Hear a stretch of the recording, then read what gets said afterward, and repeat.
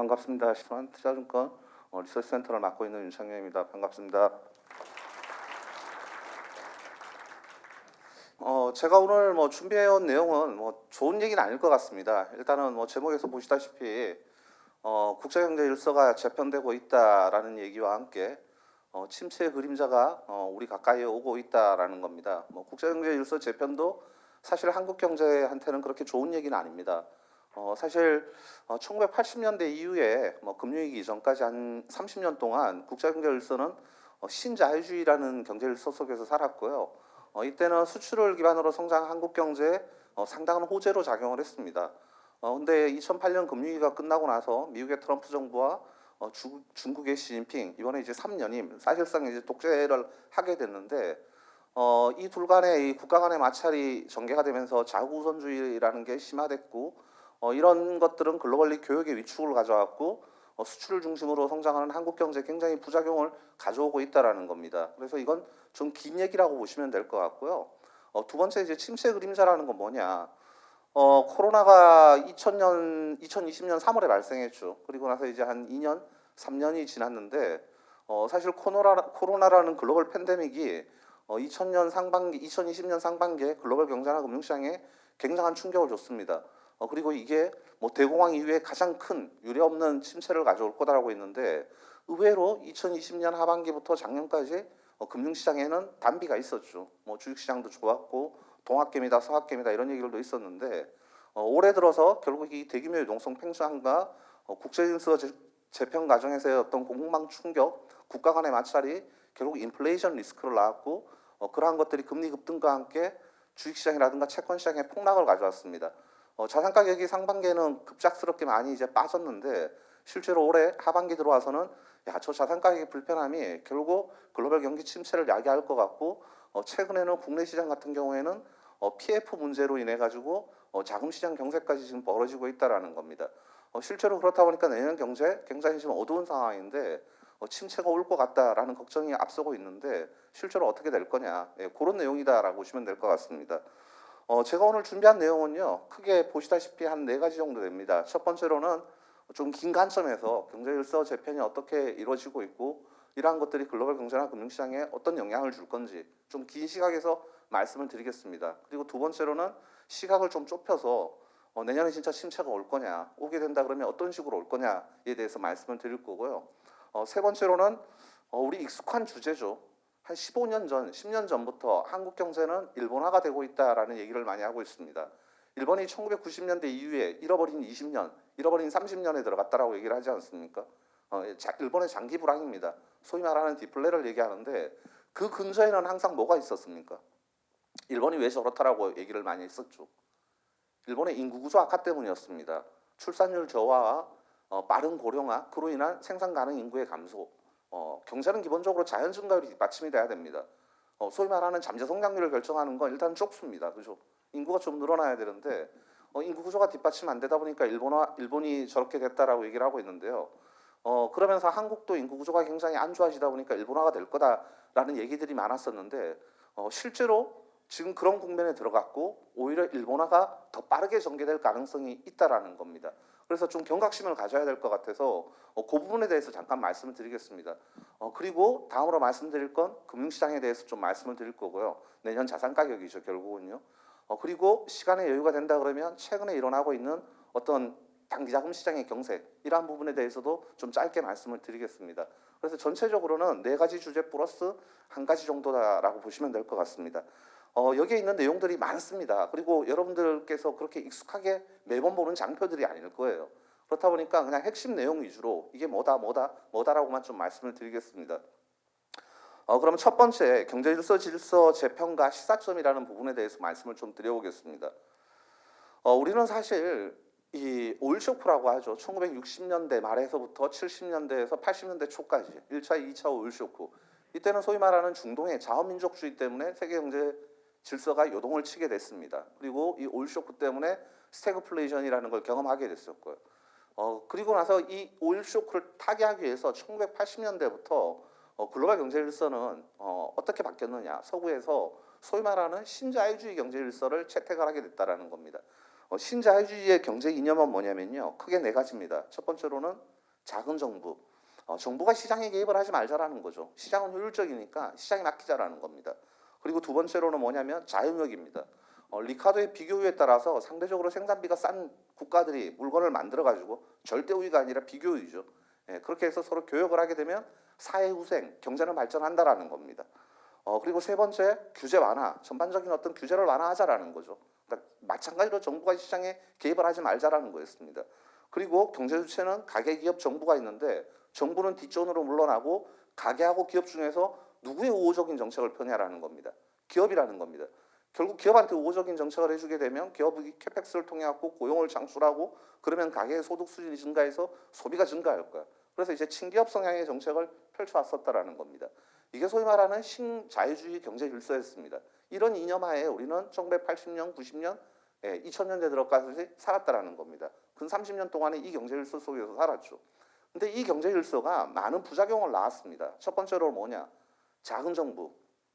자본주의 논리에 충실하다 보니까 기후나 환경은 뒷전이었었죠. 기후나 환경은 신경 쓰지 않고 그냥 마구 개발을 하게 됐다라는 겁니다. 경제 성장이라는 목적하에, 발전이라는 목적하에. 그러다 보니까 이번에 어떤 문제를 낳았습니까? 글로벌 팬데믹이라는 문제를 낳았습니다. 사실 글로벌 팬데믹도 기후나 환경에서 결국 시작됐다고 하지 않습니까? 과거에 비해서 지구의 온도가 따뜻해지고 환경 문제가 심화되다 보니까 결국 질병 문제로 번졌었다라는 거죠. 저러한 문제들을 계속적으로 반복적으로 양대하고 있다라는 겁니다.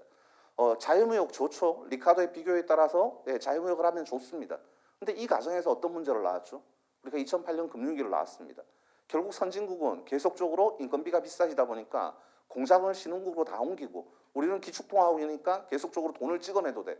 빚내 갖고 성장할 수 있어. 근데 결국 2008년 미국의 서브프라임 모기지라는 가계부채 문제가 불거졌었고요.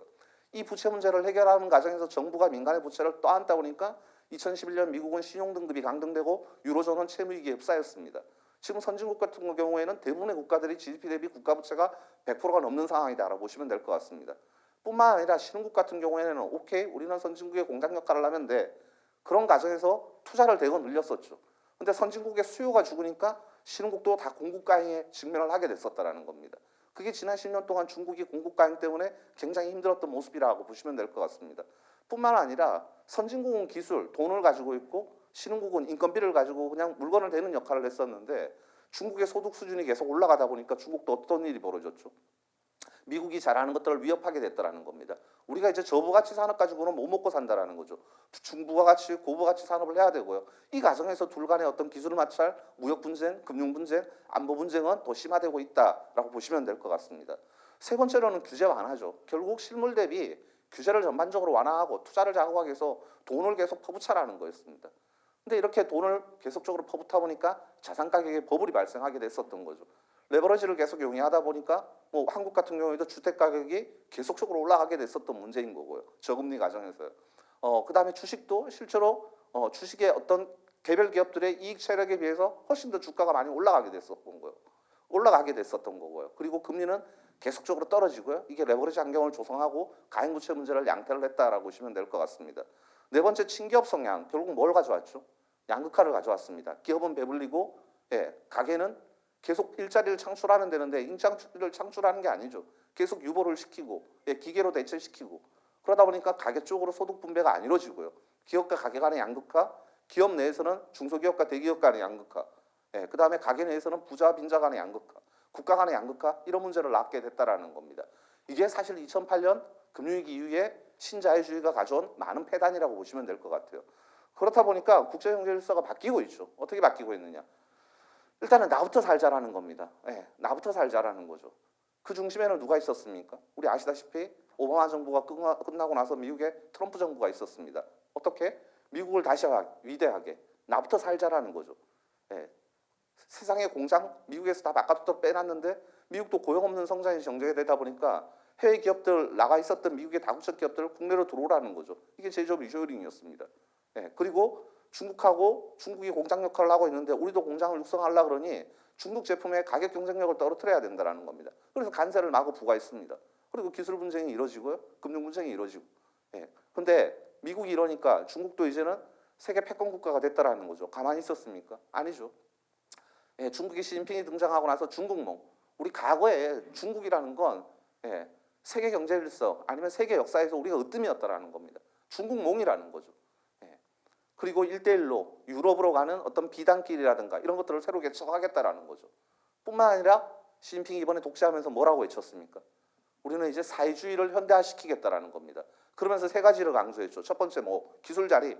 여전히 미국하고 기술 부분에 있어서 싸우겠다라는 겁니다. 두 번째 뭐죠? 안보.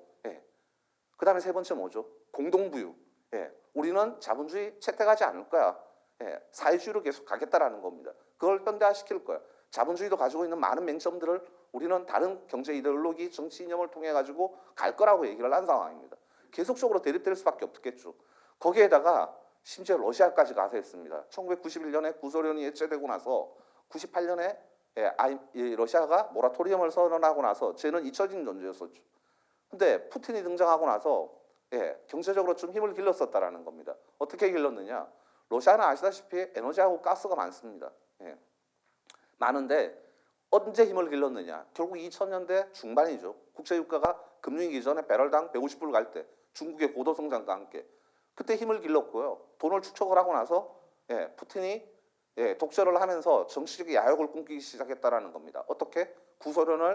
구소련의 영광을 다시 복원하겠다라는 거죠. 그렇다 보니까는 2014년에 크림반도를 병합하고요. 2008년에 조지아 침공, 크림반도 병합, 그리고 이번에 어떤 일까지 벌어졌습니까? 우크라이나 침공까지 벌어졌다라는 겁니다. 이제 각자 도생이라는 겁니다. 나만 잘 살고 말 잘하는 거죠. 글로벌 정책 공조 이런 것들을 기대하기 어렵다라는 겁니다.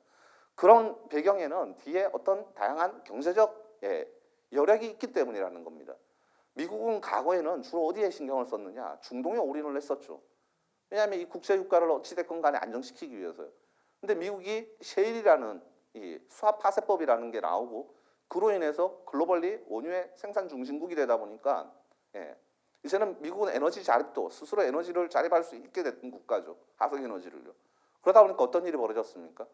얘네들을 막기 위해서 미국 군인들이 해외 파견 가 있는 것들이 과거에는 다 중동이었는데 지금은 아시아라든가 유럽 쪽에 집중돼 있다라는 겁니다. 군사가 집중돼 있으면 여기서는 어찌됐건 마찰이 일어날 수밖에 없다라는 거죠. 그런 상황이 연출되고 있고 과거에는 미국, 중국 잘 돌아갔죠. 사실 미국이 선택한 겁니다. 중국과 60년대 후반의 수교 이후에 80년대, 90년대 미국의 문제를 헤쳐나가기 위해서 결국 중국을 공장 역할로 활용을 하게 됐었던 거죠. 잘 돌아갔습니다. 미국은 빚내서 찍고요. 중국은 미국의 물건 공급 뺐고요. 서로 잘 돌아갔습니다. 근데 미국이 빚 문제가 터지고 나니까 어떤 일이 벌어졌습니까? 이제는 우리 제조업을 키워야 되겠다라고 하고 중국산 물건 갖다 쓰지 않겠다라고 하니까 둘 간에 마찰이 전개가 됐었던 거죠. 근데 이 과정에서 중국이 그냥 오로지 미국의 말을 들으면 되는데 아니죠. 우리도 이제 패권 국가가 됐기 때문에 대표적으로 금융이 어떤 문제가 일어났느냐. 예전에는 중국이 미국에서 물건 팔고 중국에 달러가 들어오면 이 달러를 가지고 뭘 해줬습니까? 미국 국채를 다시 사줬습니다. 미국 부채를 지탱을 해줬다라는 거죠. 소위 말하는 달러의 리사이클링이었습니다. 근데 보시다시피 2010년대 들어서 이런 일이 벌어집니다. 미국에서 물건 팔아가지고 여전히 중국이 무역 흑자가 나고 있는데 그 달러 흑자를 가지고 미국 국채를 이제 안 사고 있다라는 겁니다. 미국 부채를 지탱 안 해주고 있다라는 거죠. 이게 이제 끝났다라는 겁니다. 그리고 전 세계 특허 국가가 이제 중국이 1등 국가가 됐다라는 거고요. 냉전이 붕괴되고 나서 미국이나 유럽 같은 경우에는 군비 지출을 계속 줄여나왔는데 중국이나 러시아는 틈만 나면은 경제적으로 힘만 생기면은 군비 지출을 늘려왔었다라는 거죠. 이게 지금 국제경제 질서의 현실이다라고 보시면 될 것 같습니다. 그럼 앞으로 어떻게 될 거냐? 결국은 패권화는 계속 될 수밖에 없다라는 거죠. 미국과 유럽 간의 어떤 해양 세력 간의 패권화, 얘네들이 같이 동맹을 맺는 거고요. 그다음에 러시아나 중국 어떤 대륙 세력 간의 패권화, 그런 과정에서 계속적으로 어떤 마찰, 분쟁, 블록화가 전개될 수밖에 없다라고 보시면 될 것 같습니다. 이러한 것들은 어떤 문제를 낳을 거냐라는 건데요. 첫째, 글로벌리 교육을 위축시키고 있습니다. 신자유 질서 때는 경제 규모 대비 교역량이 훨씬 더 많이 증가했습니다. 무역이 굉장히 번창하게 활성화됐었다라는 거죠. 이 과정에서 브릭스라는 신흥국도 탄생을 하게 됐습니다. 공장 역할을 하면서요. 근데 이제 보시다시피 경제 규모 대비 교육 규모는 계속 위축되고 있습니다.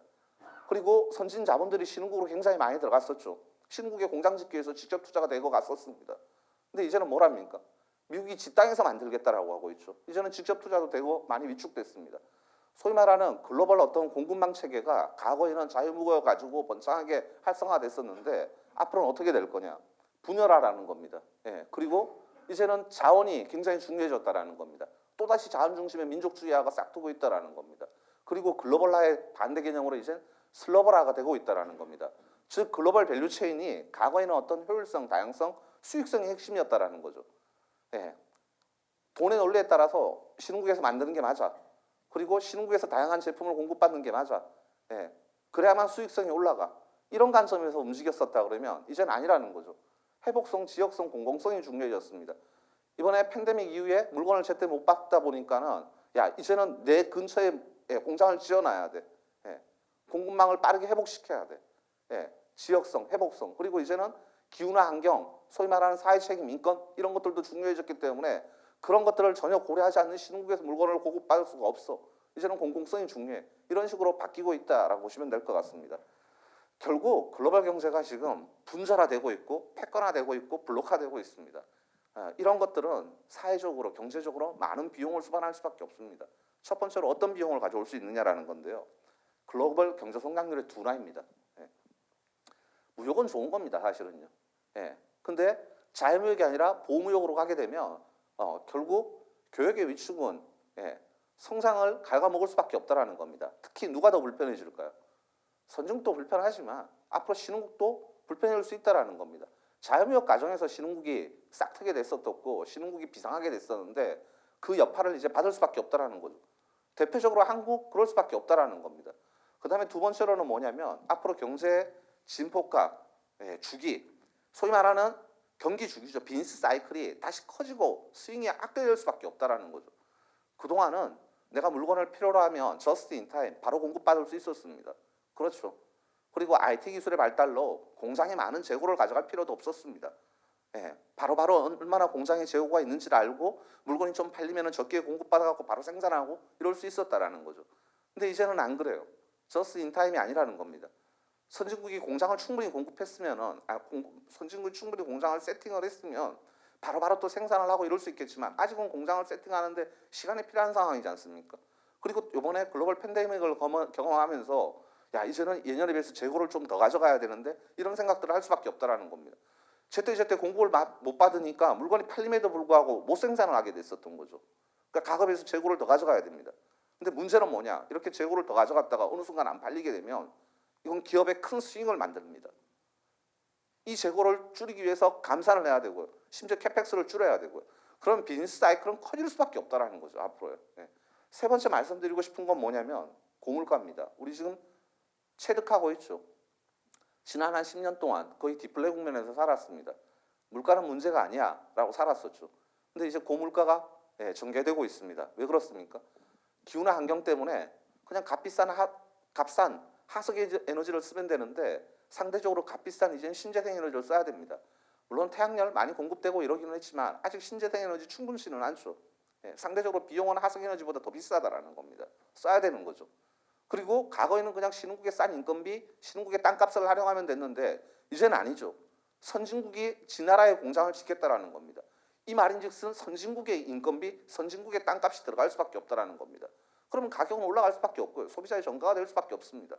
그리고 자유무역은 관세 자율화죠. 근데 이제는 보호무역입니다. 자국산업 유치를 위해서 쟤네들의 산업하고 우리의 산업을 보호하기 위해서는 우리의 경쟁력이 올라올 때까지는 수입 관세를 때려야 된다는 거죠. 관세가 부과되게 되면 그건 가격에 전가가 될 수밖에 없습니다. 그리고 이제는 인력도 제대로 공급 못 받습니다. 인력 자유화도 과거에 비해서 팬데믹 이후에 많이 사라졌죠. 우리나라 실질적으로 기업들 현실적으로 느낍니다. 동남아, 방글라데시, 파키스탄 이런 쪽 인구들이 못 들어오다 보니까 특히 팬데믹 이후에 단절되다 보니까 지금 제조업들 같은 경우에 인건비 때문에 문제가 생기고 있습니다. 전체적으로 물가가 올라갈 수밖에 없다라는 거죠. 과거에 비해서요. 금리 어떻게 될까요? 기본적으로 금리는 성장과 물가의 함수입니다. 성장이 위축되게 되면 금리는 떨어지지만 물가가 올라가기 때문에 이전 10년은 성장도 떨어지고 물가도 떨어졌어요. 물가 상승세도 둔화됐어요. 근데 이제는 물가가 올라간다라는 겁니다. 그러니 금리가 올라갈 압력이 점점 계속적으로 생길 수밖에 없다라는 거죠. 네 번째로는 뭐냐면 리스크 프리미엄, 크레딧 리스크의 상승입니다. 기본적으로 여기에 계시는 분들이 은행에 대출을 받으러 가면 지금 기준금리가 한국이 3%라고 합니다. 근데 여기에 계시는 모든 분들이 은행의 대출금리가 똑같습니까? 그렇지는 않죠. 나의 가계부채 현황, 나의 소득 수준, 나의 소득의 벌러터리에 따라서 다르지 않습니까? 소위 말하는 가상금리가요. 예. 근데 성장, 나의 소득 수준이 별로 안 증가하게 되면 나의 가상금리는 높겠죠. 그리고 나의 소득 수준의 벌러터리티가 크면, 즉 정규직이 아니라 계약직, 일용직이라 그러면 가상금리는 높을 수밖에 없지 않습니까? 벌러터리티가 커진다라는 거예요. 그럼 가상금리는 올라갈 수밖에 없다라는 거죠. 부채 많이 쌓여 있다라는 거죠. 즉 리스크 프리미엄, 크레딧 코스트는 계속적으로 올라갈 가능성이 있다라는 겁니다. 부담이 과거에 비해서는 커질 수밖에 없다라는 거죠. 다섯 번째 드리고 싶은 말씀은 뭐냐면, 지금 킹달러라고 하는데 이 강달러 압력이 금방 사라지지는 않을 거라는 겁니다. 자유무역 과정에서는 달러가 약세였어요. 미국은 돈 찍어냈습니다. 달러가 흔해졌습니다. 달러 가치가 떨어질 수밖에 없죠. 이 달러가 어디로 갔습니까? 신흥국으로 갔습니다. 왜? 신흥국이 공장 역할을 하니까요. 그럼 신흥국은 달러가 넘쳐났습니다. 예, 그러니까 자국 통화가 기해질 수밖에 없고, 금융위기 전에 원달러 환율은 900원까지 떨어지는 원화 강세가 전개가 됐습니다. 근데 지금은 아니에요. 자유무역이 깨지고 있습니다. 예, 그리고 여전히 달러가 글로벌리 기축통화입니다. 금융시장의 변동성, 실물경제 변동성이 커지게 되면 플라이트 퀄러티라고 하죠. 안전자산인 달러에 대해서 수요가 계속적으로 늘어날 수밖에 없다라는 겁니다. 예, 킹달러가 금방 해소되기는 어렵다라는 겁니다. 여섯 번째, 결국 이렇게 되면 주식이나 채권은 어떤 실물경제의 성장, 그리고 변동성, 그 다음에 리스크 프리미엄, 이런 것들을 가지고 먹고 사는데, 예, 여기에 플럭세이션이 커지게 되면 주식이나 채권 가격의 변동성도 커질 수밖에 없다라는 겁니다. 이미 우리는 금년 들어서 이 여섯 가지 현상을 강하게 목도하고 있고요. 이 현상들이 금방 사그러질 거냐? 아니라는 거죠. 예, 자국 우선주의, 경제 블록화, 패권주의 하에서는 이런 여섯 가지 어떤 경제적 금융 비용은 계속적으로 수반될 수밖에 없을 것 같다라고 보셔야 될 것 같습니다. 추가로 조금 더 말씀을 드려보겠습니다. 사실 올해 가장 큰 하도는 인플레이션이었습니다. 그에 따른 금리였습니다. 물가라는 건 뭐죠? 재화의 가격입니다. 우리가 쓰는 재화는 크게 세 가지가 있죠. 하나는 에너지가 있고요. 예, 그 다음에 공산품이 있습니다. 그 다음에는 서비스가 있습니다. 사실 여러분의 수요 중에서, 여러분의 소비 중에서 재화, 에너지하고 공산품을 묶으면 재화죠. 그 다음에 서비스가 있죠. 몇 대 몇 정도 될까요? 나의 민간 소비, 나의 소비 중에서. 한국 같은 경우에는 45대 55입니다. 서비스가 55 정도 돼요. 미국 같은 경우에는 3대 7입니다. 서비스가 한 70 정도 돼요. 예. 어찌됐건 그 정도의 상황인데, 이 세 가지가 계속적으로 어떤 떨어지면 디플레인 거고요. 올라가면 인플레인 겁니다. 사실은 아까 전에 70년대, 80년대 초반까지는 얘가 문제였었죠. 근데 얘는 어떻게 해결할 거냐? 결국 중동의 평화, 냉전의 붕괴를 통해 갖고 90년대까지는 해결했습니다. 근데 2000년대 들어서 다시 올라갔죠. 배럴당 150불까지. 예, 중국이 공장 역할을 하면서요. 예. 근데 이걸 또 어떻게 해결했느냐? 미국의 셰일 원유를 통해 갖고 해결을 했습니다. 예. 근데 이건 앞으로 이제 어떻게 해결이 돼야 될 거냐? 이제는 화석에너지를 계속 쓸 수는 없어요. 예. 지구가 끝나가고 있기 때문에, 지구가 죽고 있기 때문에. 그럼 신재생에너지를 계속적으로 육성할 수밖에 없습니다. 근데 아직 신재생에너지가 충분하지 않기 때문에 이 에너지 가격에 어떤 가도기가 지금 전개되고 있습니다. 이 불안감이 금방 해소되지는 않을 거예요. 신재생에너지가 많이 공급돼야 되지만 이 에너지 가격의 어떤 물가 리스크는 안정될 수 있을 것 같고, 그러기까지는 한 10년의 세월은 걸려 보입니다. 이런 불안감은 한동안 지속될 거고요. 사실 이 불안감을 90년대, 2000년대 예를 통해 갖고 떨어뜨렸었죠. 아까 전에 말씀드린 신자유주의를 통해서요. 무역 자유화를 통해서 신흥국의 인건비, 땅값이 들어가게 해가지고 물건 가격을 낮췄습니다. 근데 이 부분도 불편해졌죠. 금융위기 이후에 관세를 때리기 시작을 했고요. 거기다가 이번에 팬데믹 이후에 이제는 신흥국 공장 가지고는 안 돼라고 하고 있습니다. 선진국의 공장이 들어가야 돼. 그러다 보니까 선진국에 앞서 말씀드린 대로 인건비, 땅값이 들어가야 됩니다. 그러면 제약 가격은 올라갈 수밖에 없겠죠. 이걸 떨어뜨릴 방법은 뭘까요? 이제는 점점점 기계, 사람 대신 기계라는 겁니다. 로봇, 아니면 3D 프린팅, 아니면은 빅데이터를 활용한 인공지능, 이런 것들을 통해서 공정기술의 계속적인 개선, 이런 걸 통해야지만 여기가 떨어질 수밖에 없다라는 겁니다. 서비스는 어떻게 떨어뜨렸을까요? 사실은 서비스는 정보통신혁명이 떨어뜨렸습니다. 과거에는 여러 유통망을 끼고 있었죠. 생산자가 제1도매상, 제2도매상, 소매상, 제2소매상, 그리고 소비자로 연결되는 구조였습니다. 여기서 유통 마진들이 계속적으로 어떤 물가를 올렸었죠. 이게 이제 서비스입니다. 그렇죠. 근데 사실 이거 어떻게 떨어뜨렸습니까? 플랫폼이 떨어뜨렸습니다. 인터넷 이후에 아마존이라는 이 플랫폼이 등장을 하면서 생산자에서 소비자까지 바로 직거래가 가능하게 되다 보니까 유통비용들이 떨어지면서 서비스 가격이 떨어지게 됐었다라는 겁니다. 예, 이쪽은 결국 플랫폼의 혁신을 통해서 떨어뜨릴 수밖에 없어요. 그리고 또 서비스 비용 중에 상당 부분은 우리가 먹고 사는 거죠. 여기에 같이. 금융 서비스 비용입니다. 금융 수수료입니다. 예. 이런 것들은 결국 어떤 블록체인이라는 분산 원장 기술을 통해 갖고 낮출 수밖에 없다라는 겁니다. 이게 바로 얘기하는 4차 산업혁명입니다. 이게 미래 산업이라는 거죠. 예. 그래서 이런 쪽이 미래 먹거리라는 겁니다. 예. 근데 이렇게 되면 사람은 뭘 하게 될까요? 점점점 놀겠죠. 예. 예. 기존의 일자리들은 많이 쇠퇴하고 새로운 일자들이 나오겠지만 어찌됐건 놀 겁니다. 예. 2차 산업혁명이 나오고 나서 예, 사람은 노동에서 해방이 됐습니다. 예. 근데 생산성 혁신 때문에 경제는 더 빠르게 성장했고 그 기계가 만드는 것들을 사람이 항유하면 됩니다.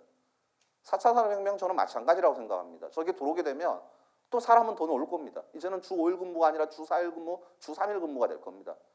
근데 로봇이 밥을 먹는 건 아니지 않습니까?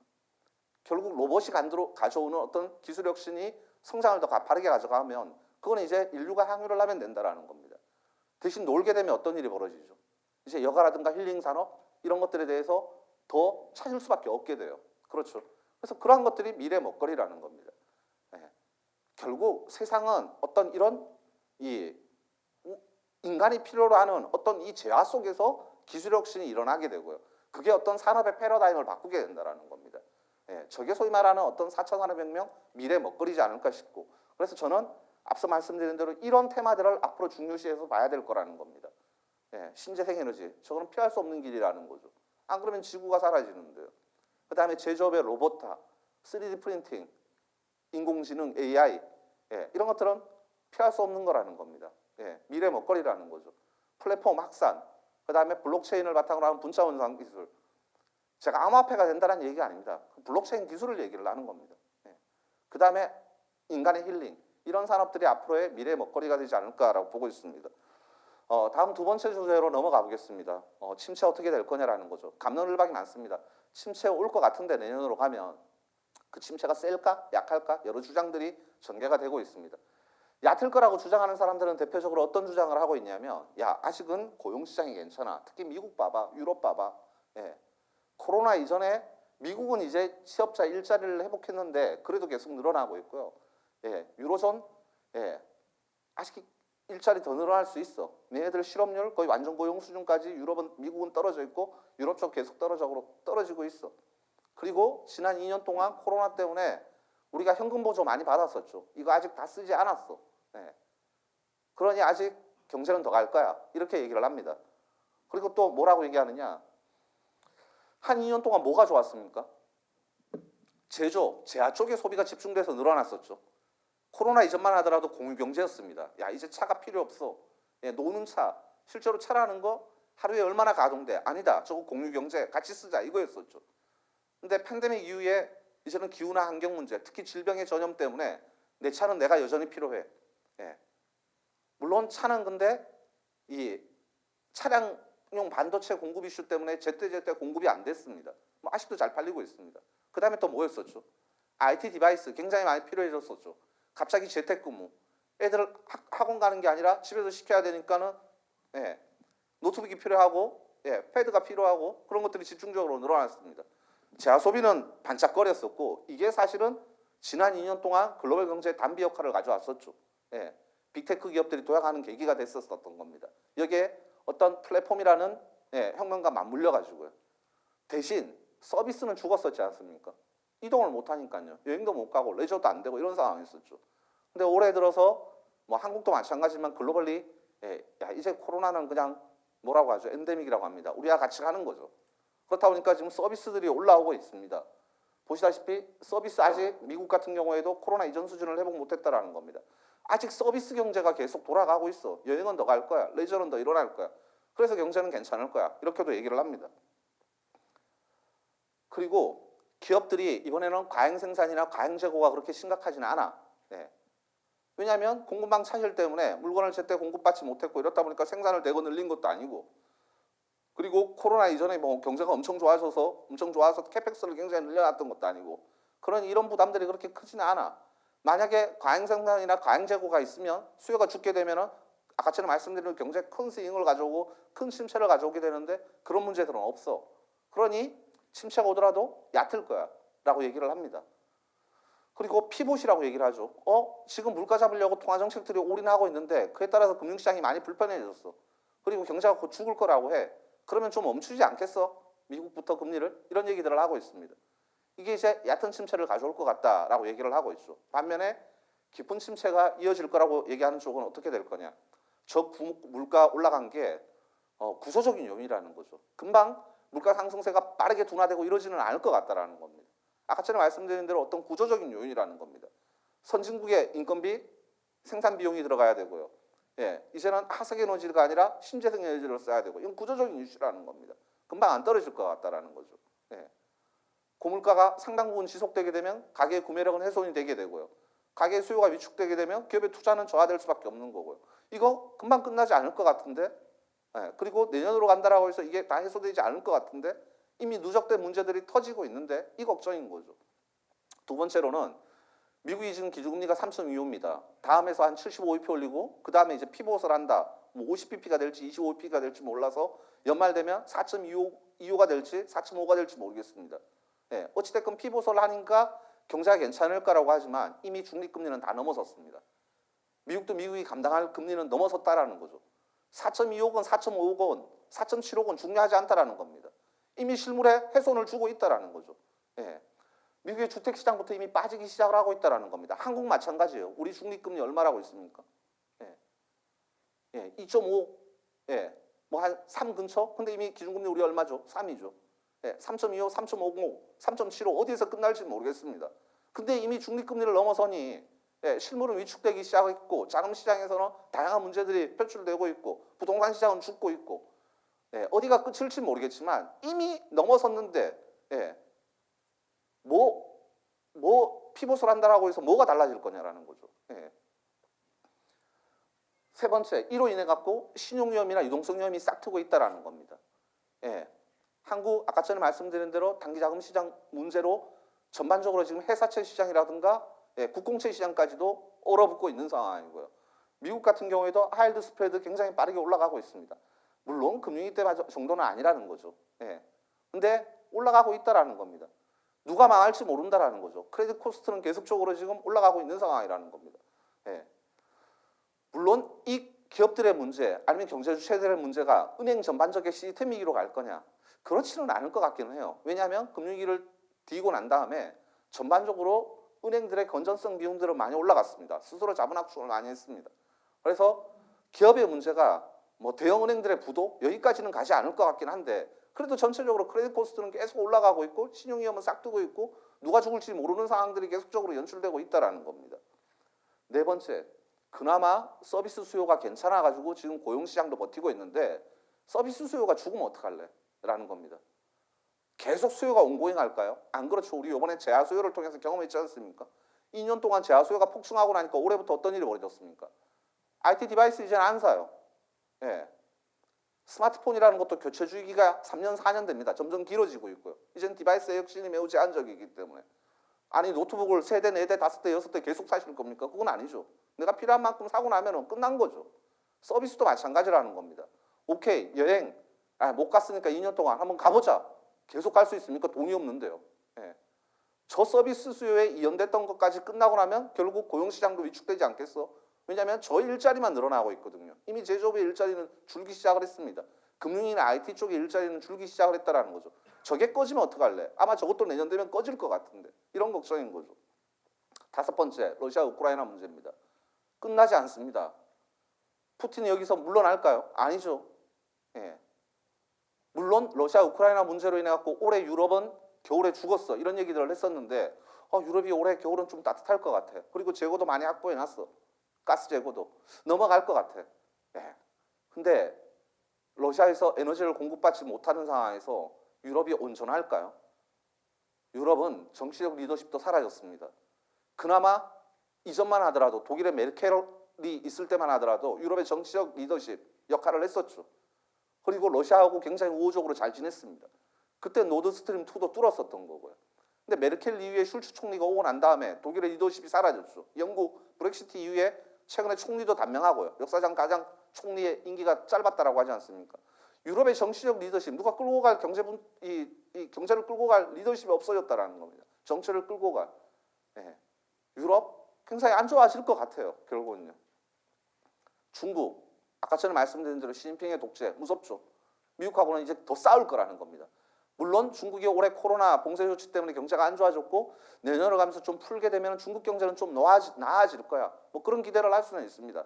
근데 미국하고의 싸움은 더 심화될 수밖에 없을 거라는 겁니다.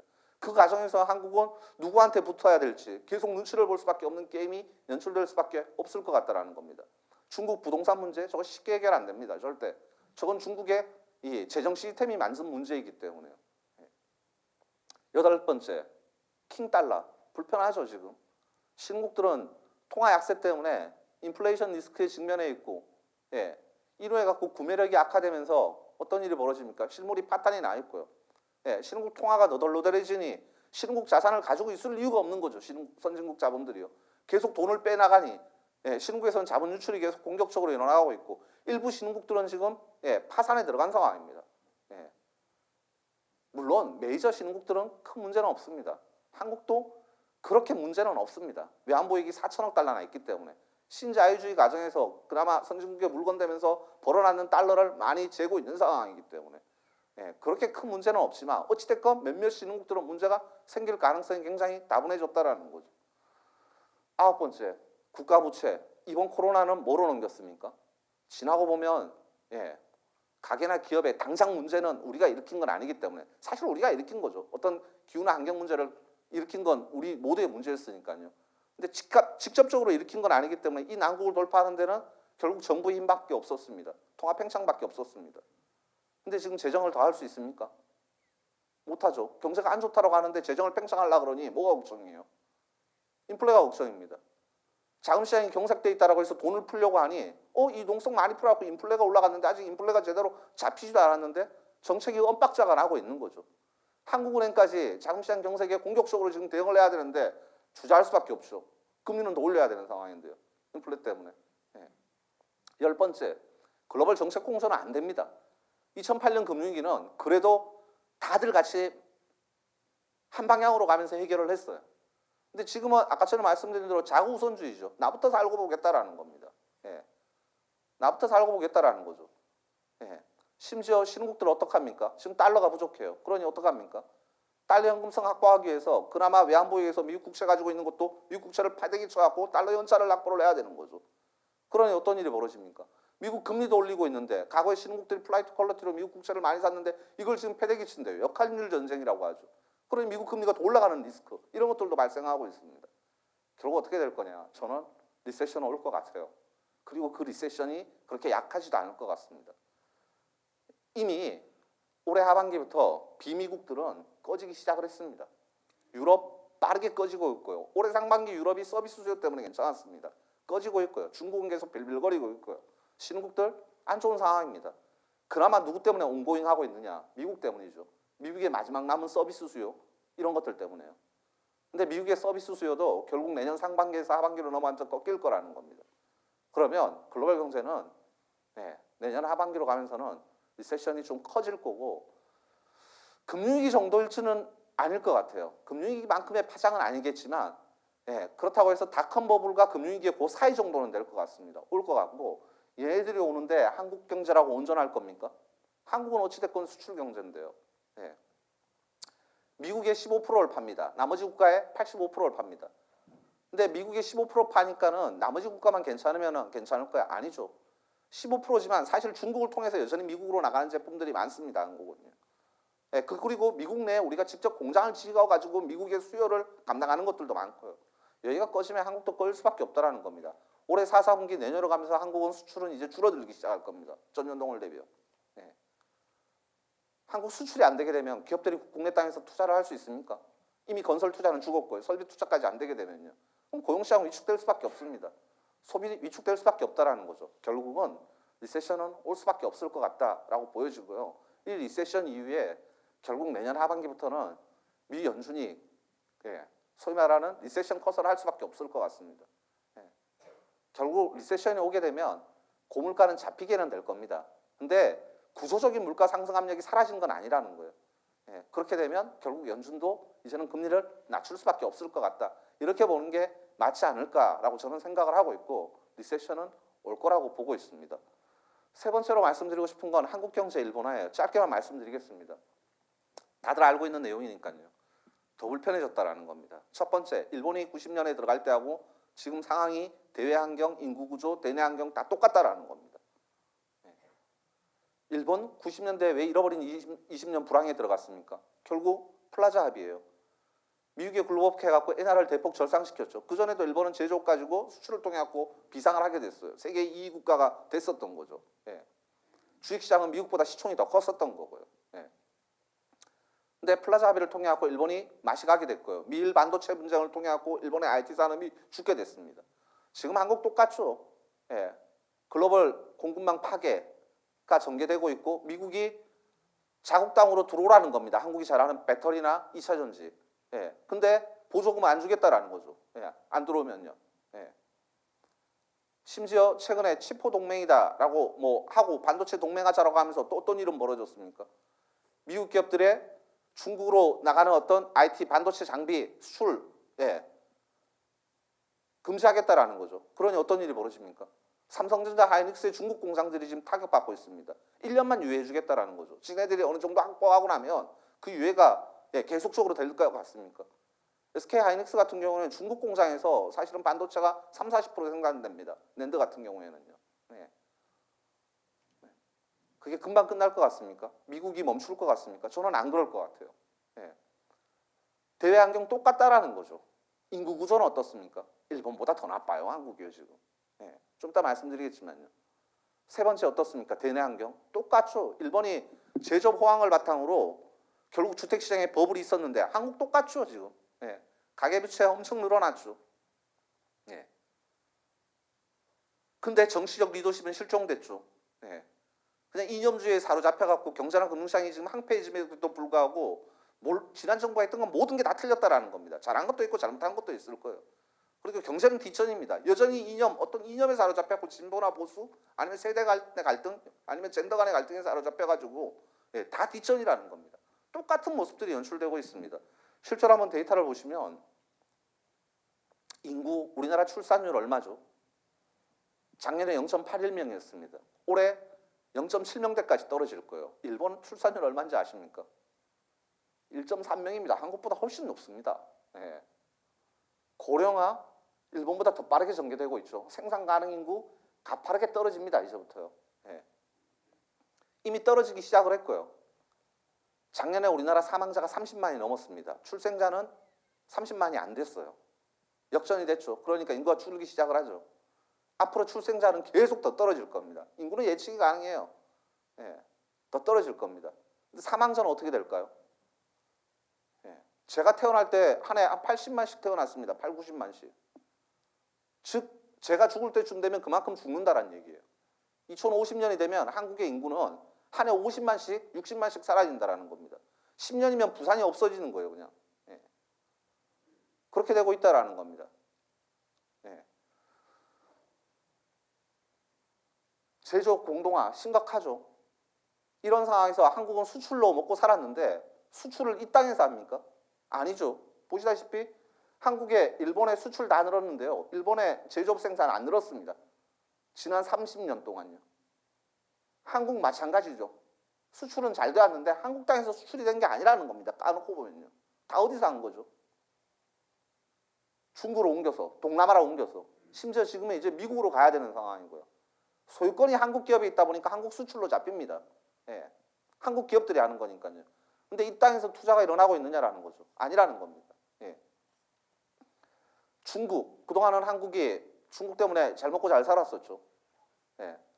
한국 거 중간재 자본재 중국한테 공급하면 여기서 조립해갖고 선진국에 나가는 시스템이었었죠. 근데 지금 어떻습니까? 한국의 대중국 수출 안 늘어나고 있고요. 중국의 세계 수출은 늘어나고 있습니다. 이 말은 뭐냐? 중국이 이제 국산화를 상당 부분 했다라는 거예요. 한국 가져가서 쓸 이유가 별로 없다라는 겁니다. 이제 한국의 공생국가가 아니라 한국의 경쟁국가가 됐다라는 거예요. 이게 현실이라는 겁니다. 부채 심각하죠. 우리나라 가계부채, 기업부채 GDP 대비 100% 다 넘습니다. 일본 90년대 어땠습니까? 기업부채, 가계부채 한국보다 그래도 일본은 더 적었습니다. 일본은 기업이 더 문제였었고요. 물론 가계도 문제였었지만요. 근데 일본은 이게 문제라고 합니다. GDP 대비 정부 부채가 250%야. 근데 한국은 GDP 대비 정부 부채가 아직 얼마 안 돼. 예, 그래도 정부의 여력이 있어. 근데 90년대 일본이 그랬습니까? 얘네들도 일본 국가부채가 그렇게 크지 않았습니다. 90년대. 왜 이렇게 국가부채가 커졌습니까? 인구구조 악화, 앞으로 사회보장성 지출은 계속 늘어나니까 국가부채는 웅덩이처럼 꺼질 수밖에 없죠. 얼마 안 있으면 연금, 건강보험 다 적자라고 하지 않습니까? 예. 민간의 부채가 정부로 넘어간 겁니다. 지난 30년 동안요. 우리도 똑같은 상황이 벌어질 거라는 거예요. 올해 한전 적자 25조, 30조 얘기하죠. 한전이 민영화 기업이면 원가 그렇게 올라갔으면 전기요금 올렸어야 되죠. 예. 근데 아니다 보니까 공공 부분이다 보니까 막았었죠. 물가 리스크 때문에. 그 공기업 부채가 그만큼 증가하고 있는 겁니다. 이런 일들이 계속 벌어지고 있는 겁니다. 이 과정에서 일본의 90년대와 마찬가지로 한국도 똑같이 정치적으로는 이념 대립만 하고 있다는 겁니다. 예, 한국 경제 굉장히 심각한 상황이다라고 보실 것 같고요. 보셔야 될 것 같고요. 일본보다도 더 빠르게 일본화될 가능성이 있어 보인다라고 생각을 하고 있습니다. 뭘 해야 될까요?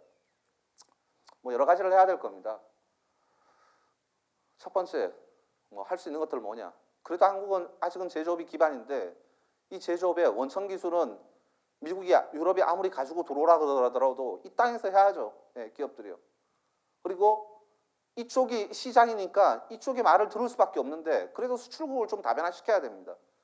미래 성장의 기반이 될 수 있는 인도라든가 동남아 쪽, 이슬람 쪽 인구가 기본적으로 빠르게 증가하기 때문에. 근데 한국의 수출 의존도가 이렇게 이쪽 지역에 별로 높지 않아요. 우리나라 전체 수출의 인도 쪽으로 나가는 건 채 2%도 안 됩니다. 예. 수출국을 좀 다변화시켜야 돼요. 그러니까 한국은 원자재가 없는 국가입니다. 그러니까 중국에서 상당 부분 다 의존을 하고 있죠.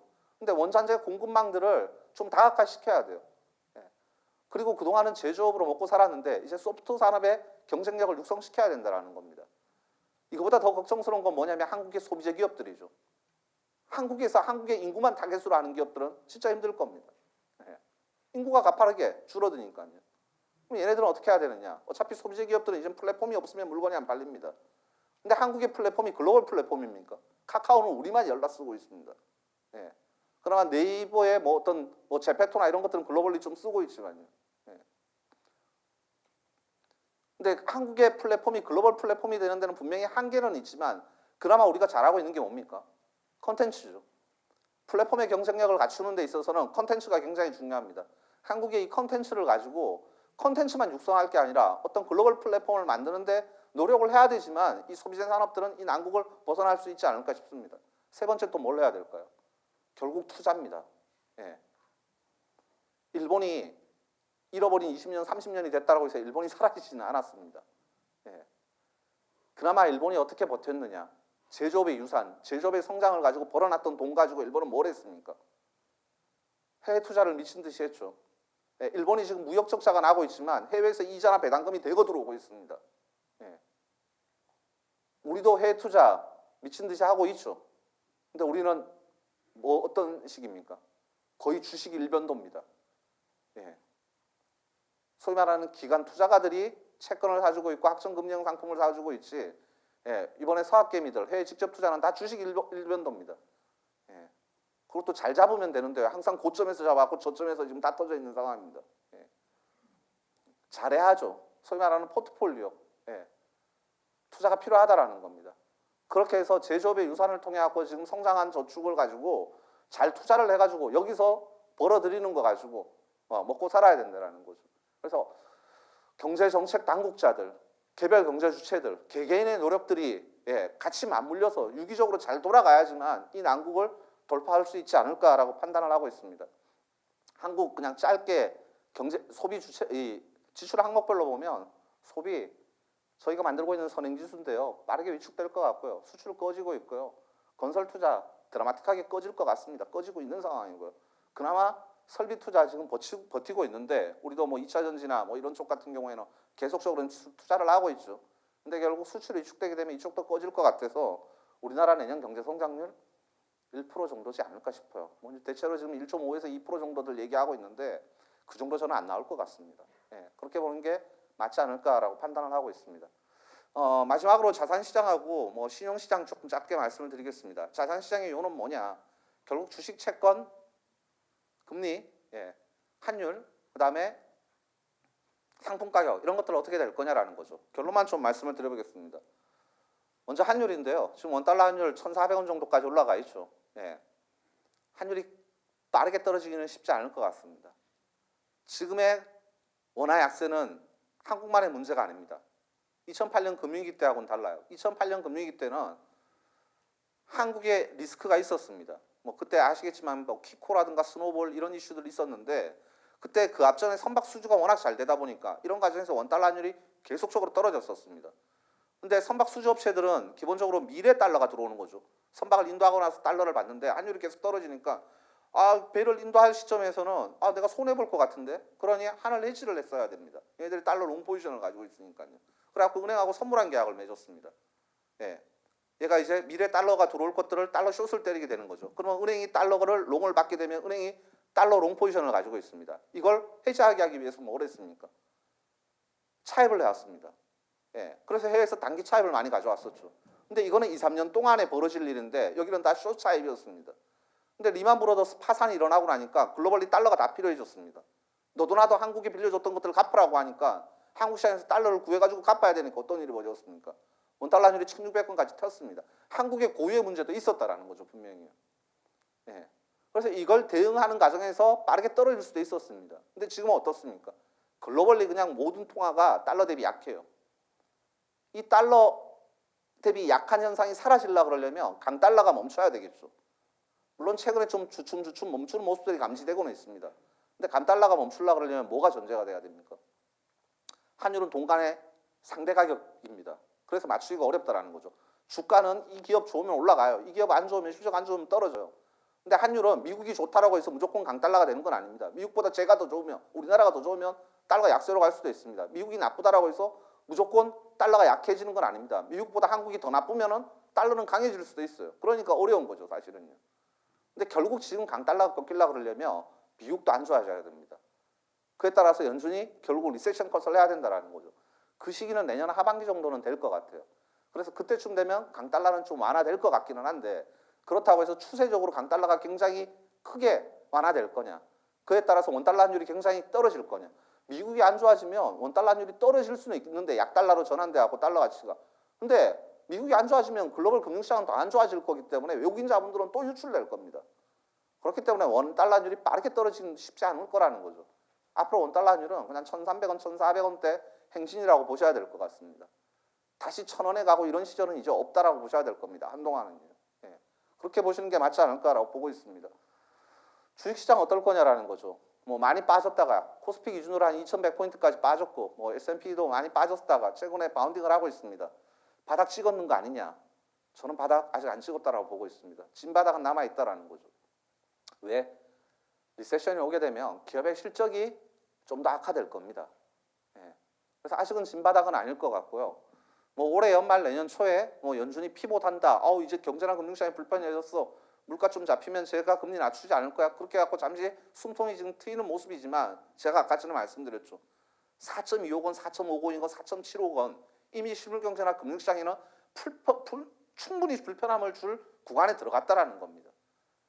결국 수요가 위축돼가지고 기업 실적의 악화가 내년에 현실화될 거고 그렇게 되면 주가의 진바닥은 한 번 더 남았다라고 보시는 게 맞지 않을까라고 판단을 하고 있습니다. 채권시장 어떻게 봐야 될 거냐라는 건데요. 기준금리 뭐 한 8분응선, 9분응선까지 왔죠. 뭐 미국이 어디서 끝날지 모르겠습니다. 4.75가 될지, 50이 될지, 5.0이 될지, 4.50이 될지 모르겠지만 이제 어느 정도는 와 있는 상황이고요. 한국도 아까 전에 말씀드린 대로 3.25, 3.50, 3.75 그 언저리에서 어제 끝은 나겠죠. 내년 한 1, 4분기 정도가 아마 마무리에 끝일 것 같습니다. 그리고 내년 하반기로 가면 리세션 컷을 준비를 해야 될 것 같습니다. 근데 시장 금리가 이미 이 정도 갈 거라는 걸 좀 상당 부분 프라이싱을 하고 있죠. 그래서 많이 올라와 있습니다. 근데 시장 금리가 금방 좀 떨어질까요? 지금 연말에 어떤 부클로징과 맞물려가지고 많이 떨어지기도 쉽지 않습니다. 조금 더 걱정스러운 건 크레딧 코스트예요. PF 문제 때문에 최근에 뭐 단기자금 시장 경색이 생겼고 CP건, CD건 지금 다 따라 올라가고 이런 상황이긴 한데 정부가 정책 대응을 하고는 있습니다. 근데 연말에 지금 작은 집행기관들이 다 북을 멈춰놓은 상황이고요. 뭐 어찌됐건 내년 초가 되면은 연초 효과라고 하죠. 예, 그래도 올해는 돈을 좀 집행을 해야 되지 않겠어? 그러다 보니까 좀 떨어질 수는 있겠죠. 근데 추세적으로 떨어질까요? 아니요. 저는 내년 하반기로 가면서 실물경제 리세션이 오게 되면 크레딧 코스트는 더 올라갈 가능성이 있다는 겁니다. 그나마 지금 기업들 한 2년 동안 벌어놨는 걸로 버텨요. 근데 올해 하반기, 내년 상반기 계속 실적이 악화되게 되면 캐시플로가 위축되게 되면 내년 하반기에 기업들 망할 가능성 충분히 있다는 겁니다. 부동산 이번에 뭐 인젝션 해준다라고 끝날까요? 이 금리 때문에 거래는 계속 실종될 겁니다. 우리 한번 보십시오. 2008년, 9년에 금융위기가 오고 나서 부동산의 진바닥은 언제였었는지. 사실은 2년 후인 2011년이었습니다. 여기는 훨씬 더 길게 가는 곳입니다. 예. 그래서 크레딧 코스트는 더 올라갈 가능성이 있다는 거죠. 예. 기업들의 조달 코스트는 더 올라갈 가능성이 충분히 있다라고 보셔야 될 것 같습니다. 상품 가격 잘 모르겠습니다. 왜? 공급이 하도 춤추는 시장이기 때문에요. 근데 분명한 건 올해 상반기는 상품 가격은 거의 다 공급 이슈였었습니다. 둘이 싸우니까 기름을 제대로 공급받을 수 있을 것 같아? 뭐 이런 이슈들이었었죠. 근데 올해 하반기로 오면은 수요 이슈로, 올해 하반기로 와서는 수요 이슈로 약간 까고 있어요. 이제 수요가 죽는데 이거라는 거죠. 뭐 원자재는 기본적으로 가격 변동성이 되게 큽니다. 그래서 맞추기가 어려워요. 근데 어찌됐건 간에 상반기에는 공급 이슈 때문에 가격을 들어 올렸다 그러면 제때 생산이 안 될 것 같아. 근데 하반기는 이제 생산은 조금 풀리는 과정에서 수요가 좀 안 될 것 같아. 내년으로 가면 수요는 더 죽을 것 같아. 예. 원자재 가격은 좀 떨어질 가능성이 있다라고 보시는 게 맞지 않을까라고 판단을 하고 있습니다.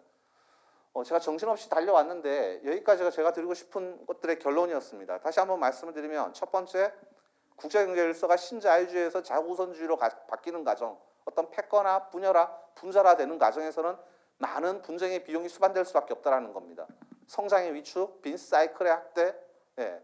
그 다음에 고물가와 고금리 압력, 리스크 프리미엄, 크레딧 코스트의 상승, 강달러, 예. 자산 가격의 변동성 확대, 올해 봤었던 모습들은 앞으로 수년 동안 계속될 수밖에 없을 것 같다는 겁니다. 두 번째, 내년 리세션이냐 아니냐 깜놀방이 나는데 리세션일 거라는 거죠. 예. 리세션일 거고 아마 내년 중반 언저리부터가 한국은 좀 더 빠르게 더 불편해질 것 같고요. 리세션일 가능성이 높다라고 보셔야 될 것 같다는 겁니다. 세 번째, 긴 시각에서 봤었을 때 진짜 한국 경제는 굉장히 위기에 지금 있는 상황이다. 각고의 노력이 필요한 시점이라는 겁니다. 네 번째, 가격 변동성 내년에 계속 이어질 것 같다는 겁니다. 원달러 환율 1,300원, 1,400원대 행진 계속 이어질 것 같고요. 주가 아직 진바닥 아니라고 보고 있습니다. 금리, 기준금리를 상당 부분 프라이싱 했지만 내년 상반기까지 추가로 올라갈 가능성이 있고 하반기로 가면서 리세션 때문에 국채금리는 떨어지더라도 크레딧 코스트는 더 올라갈 가능성이 있다는 거죠. 기업들의 부도 위험이나 이런 것들은 더 심화될 가능성이 있다는 겁니다. 그리고 원자재 가격들은 그래도 수요가 죽을 거기 때문에 변동성은 수반되겠지만 좀 하향 안정화 쪽으로 보는 게 맞지 않을까라고 생각을 하고 있습니다.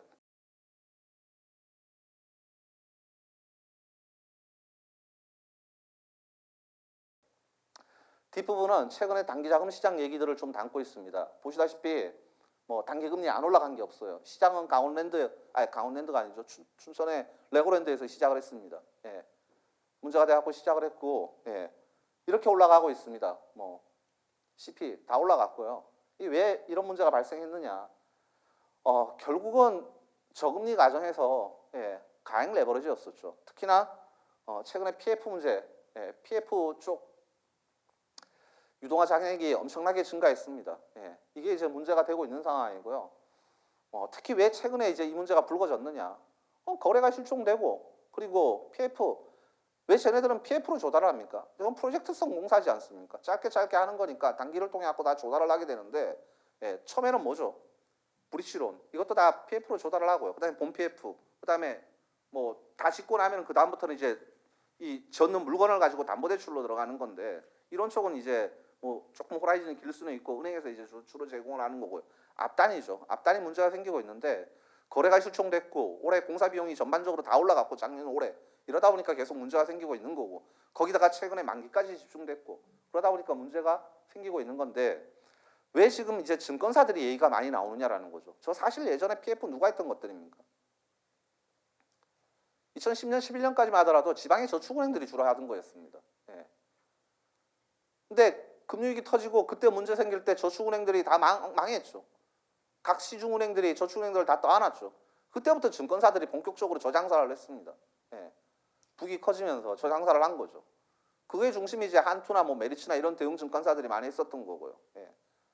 그리고 다들 이제 북을 키우면서 예, 저거에 사실 뭐 북을 키워가지고 증권회사가 주로 해야 되는 건 ECM이나 DCM, 예, 기업들하고의 어떤 예, 이런 것들을 많이 해야 되는데 이런 쪽에 많이 집중이 됐었던 거죠. 그렇다 보니까 저게 눈덩이처럼 꺼졌는데 금리가 올라가니까 이제 문제가 생겼었던 거고 더군다나 만기가 집중되니까 이제 문제가 생긴 거고요. 최근에 아시다시피 이걸로 인해 갖고 차안 발행도 안 되고 있고 예, 그렇다 보니까 건설사들이 직접 지금 인수를 하고 있고 이런 상황이 벌어지고 있습니다. 그러니까 단기의 문제가 결국 지금 저러다 보니까 누가 망할지 모르다 보니까 그냥 크레딧 채권들은 다 아닌 것 같아. 그러니 지금 일반 회사채 같은 경우에도 잘 유통이 안 되고 있는 상황이고 발행도 안 되고 있는 상황이고요. 그다음에 뭐 심지어 공사채, 최근에 한전채 같은 경우에도 수요 예측이 안 되고 있는 상황이고, 예. 그러니 이쪽이 꼬이니 심지어 국채 시장까지 영향을 주고 있는 상황이고, 그렇다 보니까 결국 어땠습니까? 지난주 일요일 날 예, 정부하고 예, 정책 당국자들이 모여가지고 야 이거 안 되겠다. 이러다 보면 연말에 진짜 뭔 일 벌어질 것 같은데 갖고 각종 안정화 조치들을 꺼냈습니다. 근데 이거 다 코로나 때 했었던 거예요. 네. 예, 코로나 때 기존에 만들어 놨었던 거고요. 거기에 한 10조 원 정도 추가 애드업 돼가지고 좀 하고 있고 일단은 시장에 돈 맥경화, 신뢰부터 찾아야 될 것 같다라고 하고 있는 상황인데 뭐 없는 것보단 낫죠. 분명히 정책 대응을 해야 되는 상황이고요. 예. 그래서 이걸로 인해 가지고 좀 숨통은 트일 수 있을 것 같기는 합니다. 근데 저걸로 크레딧 시장의 리스크가 다 사라진 거냐? 저는 그렇게 보고 있지는 않습니다. 아까 전 말씀드린 대로 실제로 실물이 더 악화되고 이런 일이 벌어지게 되면 내년 하반기로 가면서는 점점점 기업들의 어떤 부도 리스크도 올라갈 거고요. 저거 됐다라고 해서 부동산 경기가 살아날까요? 아니요. 예. 기본적으로 부동산 경기는 아까 전에 말씀드린 대로 금융위기가 터지고 나서 2년이 갔다라는 겁니다. 적어도 앞으로 2, 3년은 더 갈 수밖에 없을 것 같아요. 예. 그 과정에서 저 리스크는 계속적으로 불거질 수밖에 없다라는 겁니다. 지금 정책 대응 때문에 뭐 연말 연초는 넘기겠지만 내년 중반, 내년 하반기로 가면서 결국은 문제가 생길 거고 일부 건설사가 망할 가능성도 충분히 있다라고 보셔야 될 것 같습니다. 예. 그래서 끝난 거 아닙니다. 2년 동안 우리는 어떤 돈의 힘 때문에 잠깐 단꿈에 젖었었죠. 근데 그 단꿈의 후유증이 생각보다 좀 클 겁니다. 예. 그래서 내년 경제, 금융시장 환경 우호적으로 보이지는 않습니다. 예. 어떤 리스크 관리 이런 것들을 좀 철저히 해야 될 것 같고요. 반면에 또 위기 이후의 기회라고 하지 않습니까? 이 위기를 잘 돌파하는 과정에서 우리는 이제 기본적으로 금융은 돈 장사들이다 보니까 또 잘 활용할 기회들은 많이 있을 겁니다. 뭐 이렇게 되면 뭐 증권사들 같은 경우에는 앞으로 뭐 인수금융이나 이런 이슈들 아니면 NPL 이슈들 이런 것들도 많을 거고 할 거기 때문에 또 뭐 한번 기회가 올 수도 있을 것 같기는 한데요. 어찌됐건 2년에 앞으로 한 1, 2년의 과정이 그렇게 순탄하지는 않을 것 같다라고 보시는 게 맞지 않을까라고 저는 좀 생각을 하고 있습니다. 지금까지 2023년도 경제 및 금융시장 전망에 대하여 명쾌한 강의를 해주신 윤창용 센터장님께 다시 한번 큰 박수를 부탁드립니다. 네, 감사합니다.